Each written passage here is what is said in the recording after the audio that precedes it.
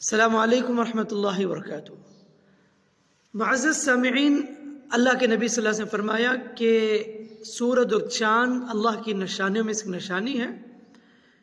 ان کو گرہن کسی کی موت اور حیات کی وجہ سے نہیں لگتا، چنانچہ جب تم انہیں اس حالت میں دیکھو، گرہن کی حالت میں دیکھو، تو تم نماز پڑھو، خوب دعا کرو یہاں تک کہ گرہن ختم ہو جائے۔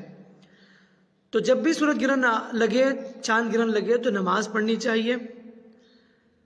کثرت سے دعائیں کریں، استغفار کریں، صدقہ و خیرات کریں۔ اللہ کے نبی صلی اللہ علیہ وسلم مسجد کی طرف لپکتے تھے، تو لہٰذا باجماعت نماز ہونی چاہیے، قرات کے ساتھ 4 رکوع 4 سجدے کے ساتھ 2 رکعت نماز اس کی پڑھی جاتی ہے۔ اب بہت سے لوگ کچھ غلط عقیدے کے بھی شکار ہیں، جب سورج گرہن لگ جائے یا چاند گرہن لگ جائے تو اپنی عورتوں سے کہتے ہیں، جو خاص کر کے حاملہ عورتیں،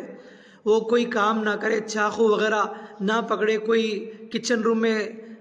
چاقو استعمال نہ کرے یا کوئی لوہے کی چیز نہ پکڑے، بلکہ بیڈ ریسٹ ہونی چاہیے۔ اگر ولو بالفرض اگر گرہن کے دن عورت کام کر دیتی ہے تو سمجھتے ہیں کہ وہ جو بچہ پیدا ہوگا اس کا ہونٹ کٹا ہوا ہوگا، اور بہت سے لوگ ایسے عقیدہ پہ رکھتے ہیں کہ اب کسی کے ہونٹ کٹے ہوں تو کہتے ہیں دیکھو آپ کی امی جو ہے نا گرہن کے دن کام کی تھی، اس کی وجہ سے ہونٹ کٹ چکے۔ تو ایسا کچھ نہیں ہے، نہ دین میں کچھ کا کوئی تعلق ہے، نہ ہی سائنٹیفکلی اس کا کوئی پروو ہوا ہے، ایسا کچھ نہیں ہے۔ تو لہٰذا یہ سب پرانے توہمات ہیں، بیکار کے جو نا ایک وسوسے ہیں، ورنہ تو دین سے اس کا کوئی تعلق نہیں ہے، بلکہ عقیدے کا مسئلہ ہے کہ اگر آپ ایسا عقیدہ رکھیں گے نعوذ باللہ،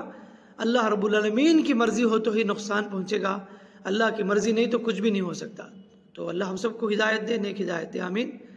السلام علیکم ورحمۃ اللہ۔